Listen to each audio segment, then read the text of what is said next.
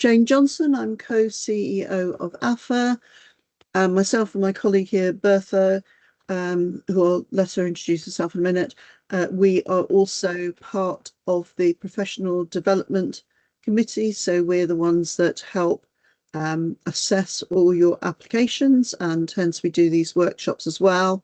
The format for today, I will go through an introduction workshop for you on how to do professional registration, and Bertha will be manning the chat function as we go through, but there will also be opportunity for questions and answers at the end. So I will make a start with a quick overview about professional registration. So we hold our professional registration under the umbrella of the Federation of Informatics Professionals. So there's a number of membership organisations under FedIP, AFA, CHIME, SOCATIM, IRIM, BCS. So we all work to the standards of FedIP, who hold the public register. So when you do your professional registration, and there is an example on screen of the public register, your name and details go on there, and the institute is the professional organisation, membership organisation that you have signed up to do your registration through. The level, your registration number and date of registration. The no membership, will come to that as I go through the different registration levels. So FedIP itself is just our umbrella. They are not a membership body. If you want to do professional registration, you have to be a member of one of the institutes under their umbrella, and they set generic standards which we then tailor to meet our data and analytics profession. And there is a registration fee payable to FedIP, an annual fee to be on the public register, which is a not too expensive. So you have your AFA membership, and then you have your FedIP registration as well. So professional registration, we are part of the analytics family here with AFA, so we are looking to raise the profile and represent the analytics profession, and becoming registered is quite important, we believe, in raising that professional recognition of our roles. So licensed by FedIP to do this registration, as I said, and we've tailored their generic standards to make it relevant to your roles. And then we have oversight of the assessments by the Professional Development Committee, and we also do an annual audit. So each assessor, assesses throughout the year, but then we have an annual audit where we do some random checks on assessments through the year. Now I'm just going to go to the National Competency Framework. This is another part. AFA was originally commissioned by NHSE to kick off the National Competency Framework. So you will see a lot of similarities when you go through if you've used the National Competency Framework and you've started identifying your own skills and levels through that, and there are spreadsheets you can use within the framework to help you plot out your career, you will see some lots of similarities between the framework and the professional registration, because basically AFA has been involved in both. The National Competency Framework we see as the different competencies that are required for different job levels. So it's the sort of things that you would see in a job description. To be this job at this grade, these are the skills we would expect. What the professional registration is the evidence that you can, we see that as the tool, you know, the competency framework as the toolbox, and professional registration is you demonstrating that you know how to use those tools. So it's not linked to your grade, your job title, it's just evidencing, here's a tool that's been mentioned, do I know how to use it? Or can I evidence that I can use it? So why would you want to become registered? First of all, you know, your own personal pride, really, demonstrating your skills, your competencies and commitment, validating your knowledge. So, you know, when you go into in meetings, when you're delivering intelligence and insight, you have that behind you, that you are a registered professional. The same as your finance and your clinical and your HR colleagues, they all have that professional registration, which gives them a certain something, a bit of kudos and gravitas when they're delivering things. And this is what professional registration will do for you. It's independent, it's an independent indication. It's all part of career development. And actually, AFA has been very heavily involved with the team working on the workforce guidelines that are coming out, the new workforce frameworks, where Ming's team wants to push for registration to become mandated, certainly for senior leaders within the DDAP family, and gradually across the whole family, to become professionally registered. So it will be becoming more and more, popping up in job descriptions. So how long does it take to do registration? I would dedicate, if you keep your time contained and dedicated, if you do little bits and pieces, you lose track, and then you've got to kind of go back and think, oh, what did I do? Did I say this? Did I say that? And you keep, it's like 3 steps forward, 2 back. So I would very much recommend you take out chunks of dedicated time. So you have to do 3 pieces of reflective practice, which we'll go through later. I would dedicate time to each piece of reflective practice. If you put your full concentration and time into doing the registration, it doesn't need to take more than a couple of days. It really doesn't. You're all used to having to study when you went to university and school and everything like that. It's no different, just dedicating that little bit of time to your career by doing this registration. So the approach, as I said, is we do 3 reflective practices. Most people will find that the first reflective practice, if you pick a big chunky piece of work, you'll cover 75% of the standards straight away. And then the other 2 are just to mop up some of the missing standards. Think of the reflective practice as telling a story, walking through the assessor through your thinking to the end result. If you've moved jobs recently, you can use something from a previous job. You just have to be sure that you can actually evidence it, and we will go through evidence later on. There's no hard time limit on the CPD, but we do, ask, especially if you go for re-accreditation further down the line because your accreditation registration lasts 3 years, that we do ask you to collect sort of 10 hours a year. But for the initial application, if you've done a workshop and you attended a training course or you've been to a conference, we're not going to say, oh, it has to be within the last 3 months, reasonably recent, within the last year or so, that's fine. And then you have to evidence all the standards. So not just the reflective practice. So if you've taken a piece of reflective practice, and one of the examples we'll give is around frailty, we don't just want to see the evidence of your output. We need you to evidence each standard, and I'll go through that to show how you've worked your way through to get to that output.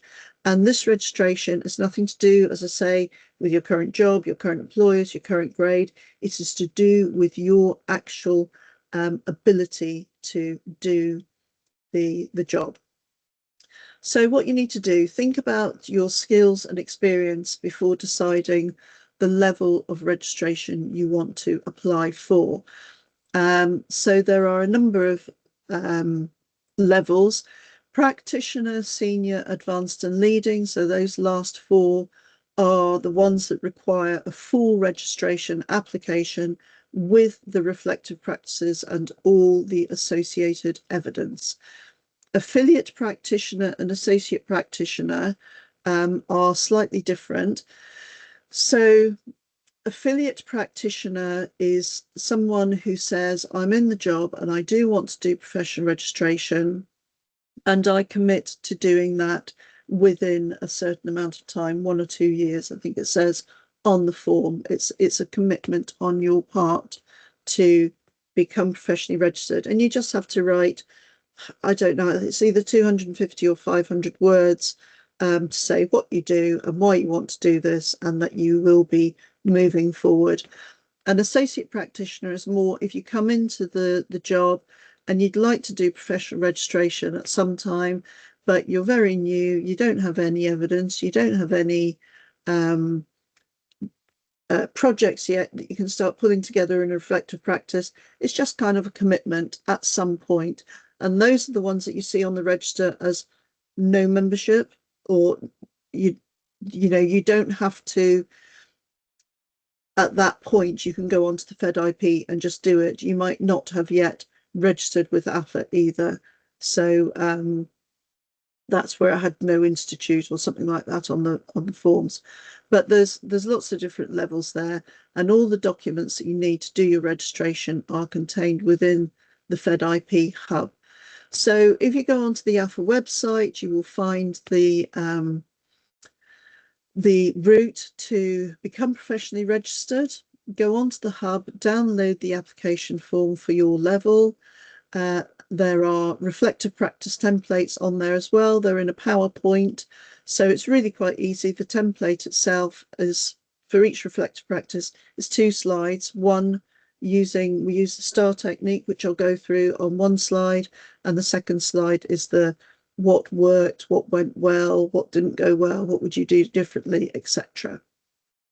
So think about 3 pieces of work that you want to identify, and then start completing the reflective practice templates using your examples.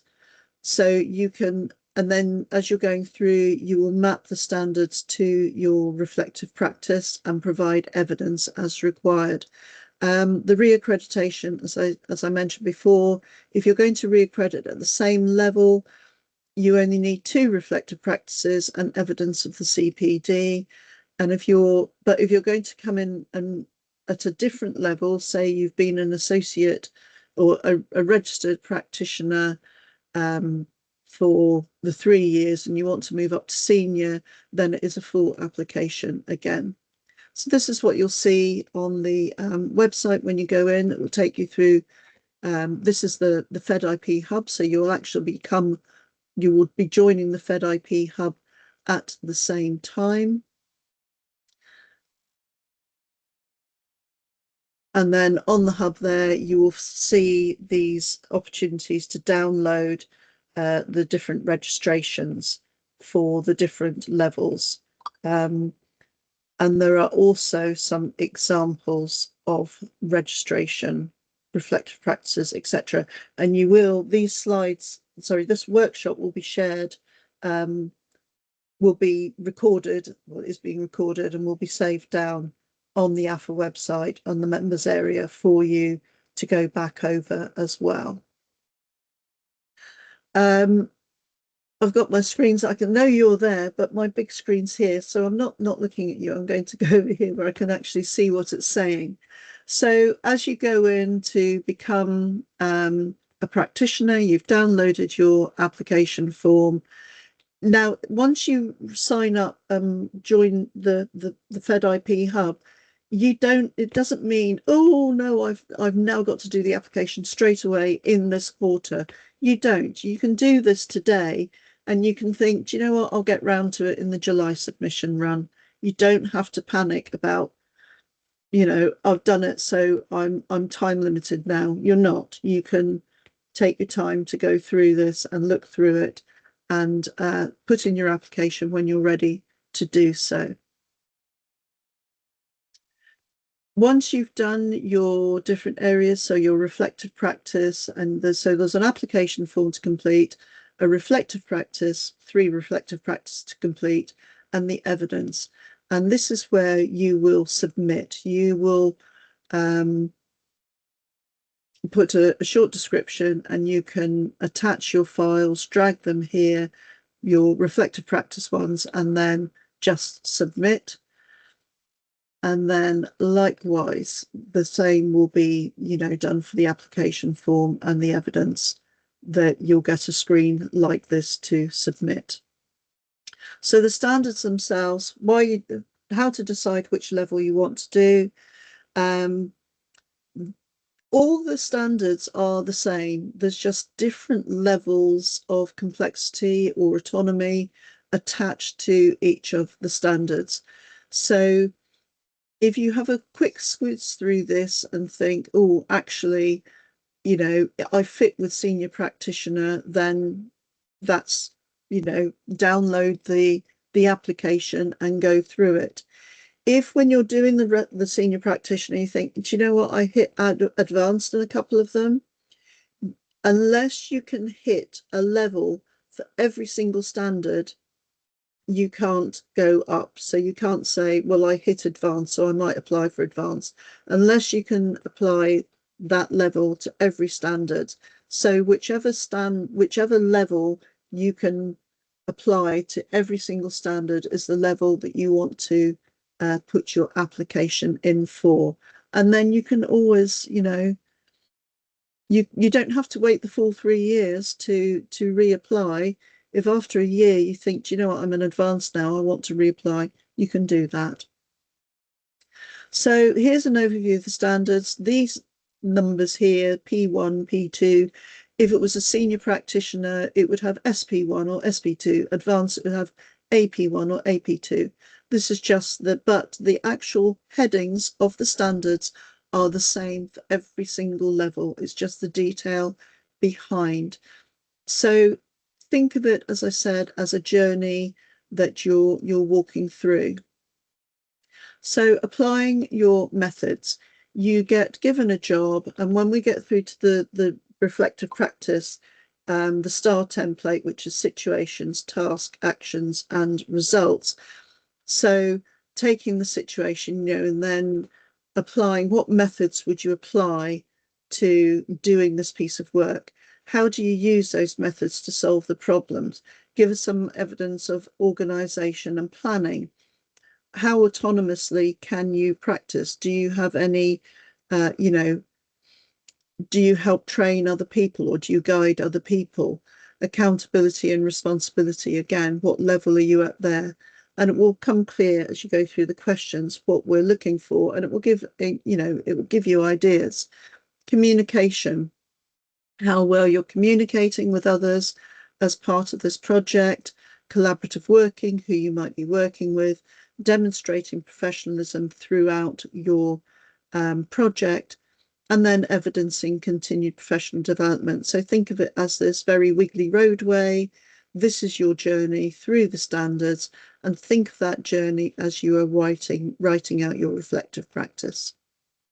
So an overview of the standards. Here is a little bit more of a breakdown. So SP1, because it's senior practitioner now, but you can see the standard is exactly the same. Applying methods. So undertaking health and care data and/or analytical tasks relevant to specialism, identifying, selecting, and employing appropriate methods, tools, and procedures. And it says here, it gives you some guidance. Describe a situation which you've undertaken health and care data and/or analytics tasks within your own specialism under your own direction. What did you actually do? How did you choose the methods? What happens as a result of the work? How successful were you? And again, all of these, applying appropriate methods, describing the situation, what problems did you come across? How did you apply the methods? What were the results? Identifying resources. to complete the task. So how did you identify resources available to you? How did you ensure efficiency? What were results of the actions? So some of these things you might think, well, actually, I had to do an SPC. I wanted to do SPC. I went on SPC training. So it might be that you identified SPC as a suitable method, but you didn't have that. So you went on a training course. So you've completed a couple of the standards here. One of them being about, continued professional development. So all of these things, as you work through autonomous practice, this obviously will be different for different levels. And sometimes it's very difficult to evidence this, but we would accept an email from a line manager saying, yes, actually, I asked so-and-so to lead on this project and gave them a certain amount of autonomy to make the decision. So there are ways that you can evidence some of those more subjective standards. So the accountability and responsibility, again, what's your responsibility for work or for others? How did it get allocated? How did you take responsibility, etc.? Then on to communication, different forms of communication, oral, written, electronic, and also think about terminology, not using acronyms and things like that. So just making it very clear in your reflective practice how you communicated and how did you make sure that others would be able to understand what you were putting forward. It could be down to visualization as well. So different methods of communication. When did you have to use them? Whether it's standing up at a meeting talking, whether it's doing a presentation, whether it's email or written word. Collaborative working, just a little bit about how you worked with others in this project, how you interacted with the clients, how you interacted with other members of the team. You might have had to work with warehouse people to find out about certain accessing certain tables or whatever. You could have been working with clinical teams just to clarify some of the areas that they wanted to look at, finance teams, whatever. So just everyone around you, how did you interact with people? Were there any challenges? Did it work well? What were the outcomes? Complying with the code of conduct. Now, this is one that often gets people. It's basically about being professional. And the code of conduct, there is a link here in these slides. These slides will be shared where you can go to the code of conduct. So it's about showing how you have been professional, looking at IG, looking at equality and diversity, helping others through, helping to train people. There are so many elements of the code of conduct that you probably cover without realizing. So it's not miles, it's not pages and pages long. It's not a novel. It's quite easy to read in a few minutes. And then when you look at some of the examples of reflective practice that you can find on the website, you can get some ideas there as well. And continue professional development. As I say, what was the overall objective for CPD? So the example I just gave, I did an SPC course. I wanted to find out about statistical process control because it was the best way to visualize. So that was the objective. And then you can put your, it might be an Eventbrite screenshot of your Eventbrite attendance, or it could be that you went to a conference or you joined a webinar that was quite relevant to the piece of work you were doing. So again, a lot of them, have Eventbrite tickets or an email confirming, your attendance at a particular webinar, etc. So all those sort of things can be used for your CPD evidence. And you only need to, we're only asking for one piece of evidence against each of the standards. So all these standards, it's not a huge amounts that you need to dig out. We're not asking for years and years worth of, evidence on CPD. Just give us some evidence of something you've done that's relevant to one of your reflective practices. So the contextual standards, so these are the ones that are relevant. So these are the ones, all the previous standards are working on the FedIP generic, what we have to comply with. And we've tailored them to data and analytics. The contextual standards are very much, obviously, data and analytics. So this is where it's very relevant to the AFA family. And it's just, think of it as a golden thread that runs throughout your journey on the impact on healthcare, your awareness of the other sectors, the terminology you've used, healthcare informatics. So that's really around, you know, did you work, as I say, did you work with your warehousing team? Did you work with the IT, the developers? Did you work with digital in any way? So teams around you that are involved in healthcare informatics, how did you work with them? Information governance and GDPR. So some of those evidence, you know, areas that you did that. And this could be, everybody has to do their annual GDPR compliance on the electronic staff record or whatever. Screenshot your certificate, and that's your evidence straight away on that. Application form. So the first part is very, very simple. We don't want reams and reams, just a very short profile of what you do. If you have presented at any conferences, if you've had anything published, you might have just, you know, written a blog for LinkedIn, any awards you've won, any panel discussions you've been in.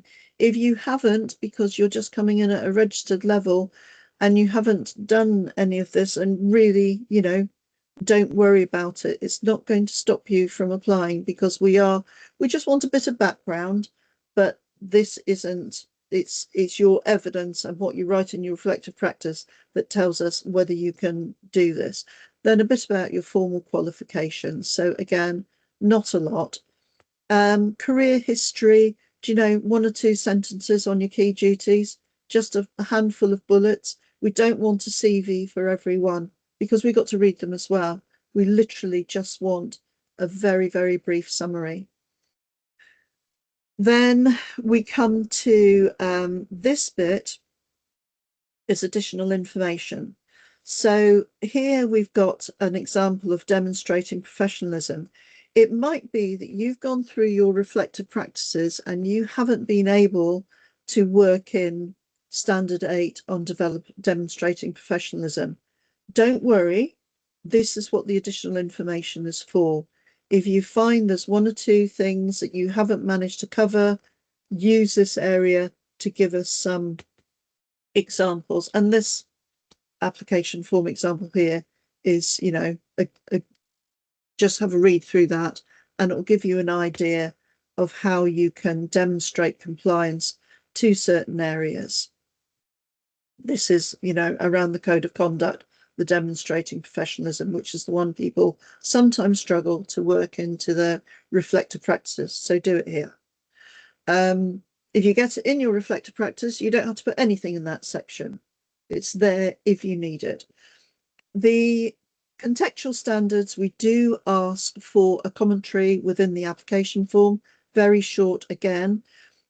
This is purposely merged because actually trying to write a bit of commentary for each one can be tricky, but it's easier to write a whole story that covers all of these 4. So that's why this is merged. And likewise, you know, information governance and GDPR, we've just merged it into one because it's so much easier for you to just demonstrate that as, you know, one bit of text. But what's written here, literally, that's all we're looking for. We don't want pages and pages. The reflective practice, we'll go through an example. So you're an analyst supporting medical specialties, and the Elderly Care Directorate wants to establish a frailty service. So you're asked to provide analytical support. So you did some research and learning around frailty. You looked to see what data was available. You helped to improve identification of frailty by adding a flag, because actually when you looked, you couldn't find what you needed. You analysed the data, presented in a visual way, and your analysis supported the creation of that service. So reflective practice model, situation, task, actions, and results, where you will be mapping to the core professional standards and mapping to the contextual standards. So for the situation, explain the situation and context. We will do one in a minute. You'll see it broken down. What was the task? What was the problem? How would you overcome it? What did you do? What did it take to do that action? And what was the outcome? So situation, you were asked to establish a multidisciplinary frailty core team as a data analyst lead.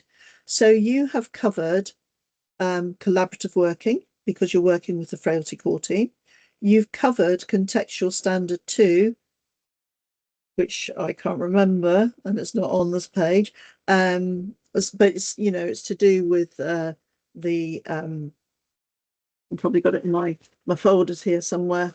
Contextual standards, right? So contextual standards 2, demonstrating a knowledge and awareness of where the role sits within health and care. So you're demonstrating where you sit within this team with the frailty core team, and your evidence of that standard, because remember you're evidencing each standard. So SP7 requires an evidence. The evidence is an email inviting you to be part of this and to do this piece of work. So in order to help implement the team priorities and work streams as an organisation, we signed up to cohort 8 of the acute frailty programme. This is a situation, remember, so you're not necessarily going to have a standard against every bullet. You attended various workshops, discussions and measurement meetings with colleagues to gain knowledge and understanding of the different measures. So here, continued professional development.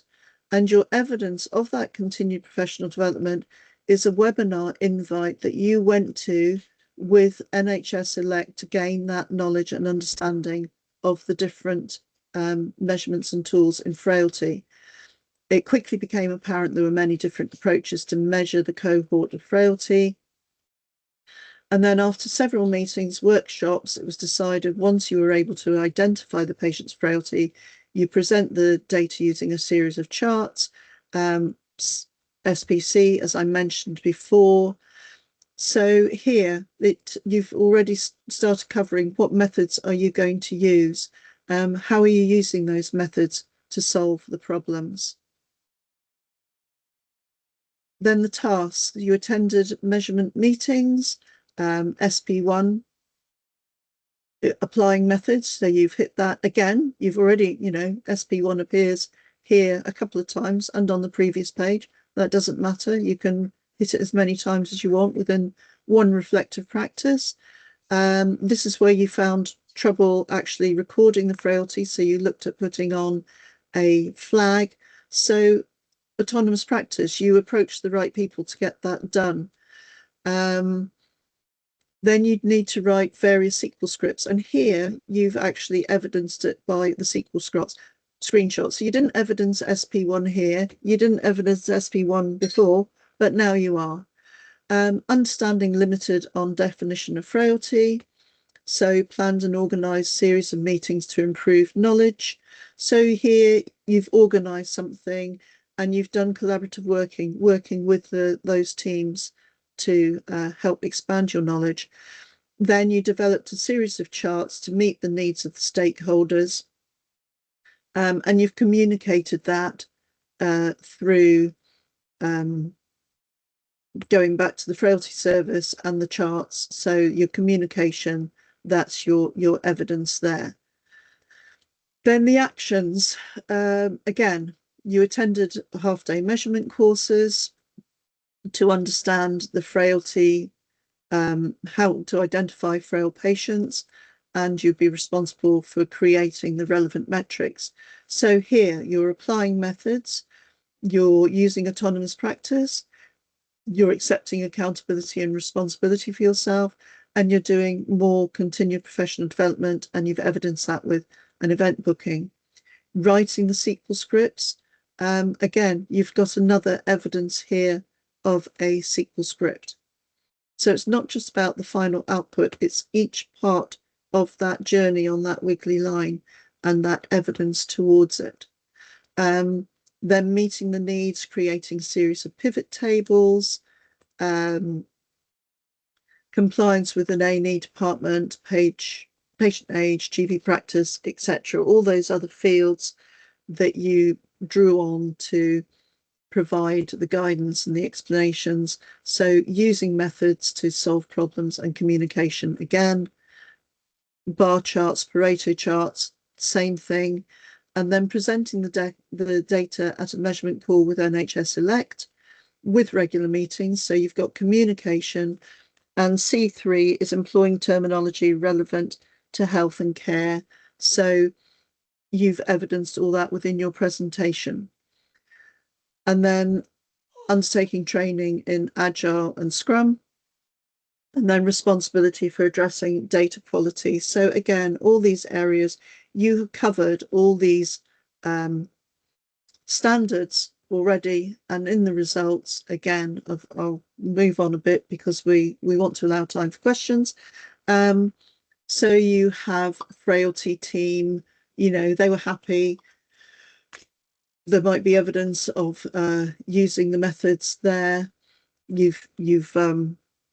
That's where you've applied what you've done. And then C1, back to identifying how the role impacts or has a potential to impact on patient care and well-being. So you've done that because maybe you've had this feedback email saying this is really great.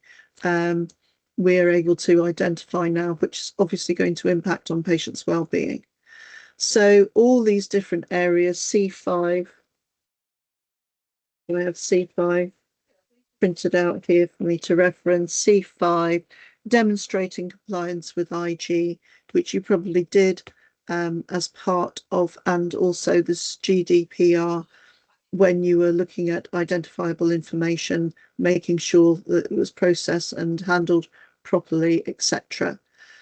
And then the piece of analysis you update every month. So you know, again, you've got an agenda. This comes down to communication, collaborative working, that evidence there.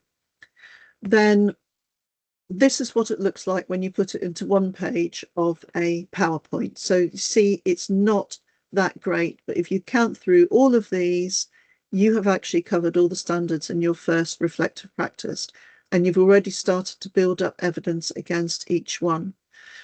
The second part, the second slide, is what went well, what went less well, what did you learn, and what would you do differently? We want truth here. This is about, it's about you developing yourself. So we're not looking for absolute perfection. We know that some things are going to go wrong. It's what you learned from it that really matters. And what would you do differently next time? So all these examples are here for you to read through and give yourself some food for thought on how you do your own. The evidence, as I've spoke through, mentioned before, could be a SQL and Excel screenshot. If you send something in an Excel workbook, make sure there is no patient identifiable information linking to it in another tab or within the whatever you send. Just no patient ID, because obviously that goes against the GDPR, which you've already ticked you cover in your contextual standards. So just make sure of that. Invite to a webinar. So here, you've been invited to a webinar to familiarize yourself with Frailty Network principles, etc. A fact sheet, measurement fact sheet, understanding and collecting frailty data to demonstrate improvements. So this is more evidence of your understanding of where it fits within the system. And we've mentioned SPC here and Pareto. So you're covering things here. Feedback, thank you for your time. that the team were impressed by the work you did, brilliant engagement. So this is all communication, collaboration, etc. Agendas and minutes. It might be you have, you're named on an agenda here to talk about something, demonstrate something, feed something back, an action item. That's all evidence of your autonomy, your accountability, your involvement. Requesting for codes, that may be something that you've, working with other teams within health and informatics, how you work with them as partners in the role you are performing. Second part of the application, you'll find this evidence matrix on here. Now, if you think back to that standard, we wrote down, we've got LP now, but it's just showing you that they can be called different things. However, the headings are the same. So you are saying that in reflective practice 1, let's take that as your frailty. You've covered standard 1, you covered it about 5 times, but tick. And you evidenced it. You sent a SQL script, I believe, and something else. So you can have multiple pieces of evidence against a standard. And organisation and planning, you'll see that evidence 1 has been mentioned again here. And that's fine. You can have the same evidence against 2 standards if it fits the bill. But as long as each standard has a piece of evidence, that's what we need. So again, you've got evidence 7, whatever you've used as your autonomous practice. It might have been meeting minutes inviting you to take on this project and run this project. And that's also evidence actually of your accountability and responsibility to a certain extent. So you can use that same evidence on both, as long as each standard has an evidence against it. And we do this matrix so you can tick off in which reflective practices. So here you can see actually you couldn't bring in demonstrating professionalism, the code of conduct within your reflective practice. It just didn't fit with any of the projects you used. So you have evidenced in your application form here. So you haven't ticked the reflective practice box. However, you have evidenced it. You've given me evidence and you've written about it in that part of the application where it says additional information. And likewise, so every single thing has some evidence. With the C standards, we do accept what you've written in your application. If you can give us a separate piece, great, but we'll accept what's written there. And then it's just a case of you have a sponsor to sign it off. It doesn't have to be a line manager. It can be a peer, somebody you work with that just says, actually, yeah, this reflects what they do. So a colleague, line manager, whatever. Evidence verification. If your sponsor is already professionally registered, they can verify the evidence for us. So if they fill this out and put down their registration details, you don't have to go through the process of uploading all that evidence onto the hub, because you'll still have to show it to them, but we will take this as a given, so it saves you having to drag and drop and upload, etc. The application windows. So today is the intro workshop. The application windows are open quarterly, January, April, July, and October. So this is the introduction workshop. And on the 1st of April, the window opens. So if you start today, you might want to submit any time between the 1st and 30th of April. There will be a mid-month workshop for you to ask Q&A if you're a little bit, you've started your application, you're a bit stuck here and there. This is what that workshop's about. That's the more geared towards answering specific questions about your registration. And then the window closes on the 30th of April. The applications get assigned to us as a professional development committee in May PDC meeting, And then in June, we will sign off we go through all our assessor recommendations and do a group sign off of everything. We go through it together. So if you submit on the 1st of April, or I mean, you could submit tomorrow, actually, well, 1st of April, don't worry, you won't hear anything before June about if you're successful. It doesn't have any bearing on the standard of your application. It just means we've gone through this whole process, and should be notified.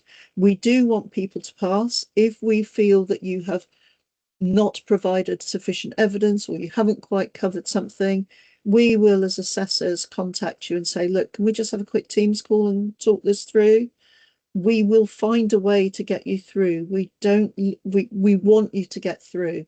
So really don't worry about it. If you hit that submit button and you think, oh, I'm not sure I covered that. If we think you haven't covered that, we will get in touch and we can just sign it off in a Teams call. And we'll just put that on our assessor recommendation that actually this was a bit missing, but we spoke to them, they showed us something on the screen, they talked through it in a bit more detail, and I'm happy that they have now, attained that standard. So there's lots of opportunities to get you through there. And now I'm going to stop sharing so I can see what's going on and go for any questions that Bertha hasn't been answering all the way through in the chat. Now I can see the chat and quite a few questions. Right. Bertha, has anything jumped out that we need to talk about more? Or have you been answering as you go? And any hands up to anyone who wants to ask some more questions? Yes, I have replied all the questions, but I would like to reiterate that we are here to support you and to work together because we want you to get a professional register. As per my experience, the first time I did it without attending a workshop, I learned my lesson because I found the process overwhelming. But then after attending the workshop, you will see, the reflective practices are about of what you are currently doing. It's about your experience, your skills. So it's just dedicating the time and focusing on it. But as I said before, if you go into the FedIP, if you go through the link on the AFA website to the hub, and download the application, the reflective practice, and then it comes to the midway through April and you think, I haven't started, it doesn't matter. Just wait until the July window or the one, whatever is 3 months after July, October window. It's not, there's no time limit. It doesn't suddenly close down because you've downloaded the application now. You've got time to do it.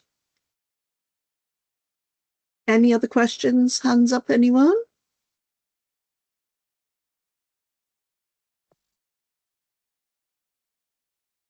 No? Oh. So hopefully, Bertha, that means between us, we've done a good job. So there is a feedback form that we ask you to do, just so we can make sure that we get these workshops right for your colleagues going forward as well. I think there's literally about 5 questions. It would take you 2 minutes tops to tick the boxes. You can write something you want, but it's mainly just a tick box of a handful of questions. So we'll put the link there in the chat. I assume that's what's happening as I see AFA Analyst is typing.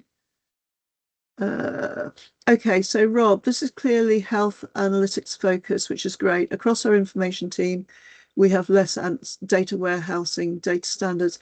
So we have been looking at that. There are the questions. If you look at the actual question, applying methods, for example, it doesn't have to be analytical methods. It can be, we've had a clinical coder do this because it's the context really that fits in. You can make the standards work to your specialism because they are quite broad. It is a health and care background, but if you're health and care or dealing with That's why we say it's data and analytics professionals. It's not just analysts, it's anybody that works with data, because you can actually, okay, I'm an analyst, and the example I was given is very much as an analyst. But if you have a read of the standards, you can see that there are ways to fit that round to what your role is and the context, in the healthcare context. If you have any problems, obviously you can, have a go, and you can always drop an email into the info at analysts and say, well, Jane said this, but actually I don't see how it's going to work. But yes, anything to add on that, Bertha, or you think, have I covered that? Yes, you've covered that. Yeah, definitely. Yeah. Okay, so yes, I gave an analytics example, but really read the standards. They are quite generic for anything data and or analytics, so you should be able to make that work for you. Okay, thank you. Okay. Questionnaire. So there's the feedback form link there. As I say, it's only about 5 tick boxes, or scores 1 to 5 or whatever. And there is a section there that if you want to add some free text, you can. That's it. So if there's no other questions, then we'll go, and that gives everyone 6 minutes to make themselves a cup of tea before their 2 o'clock meetings, because I'm sure you've all got them. It's always the way, isn't it? So thank you, everyone. The link's been put in as well for the recording, and you can get all the downloads on the website. Thank you very much. Thank you.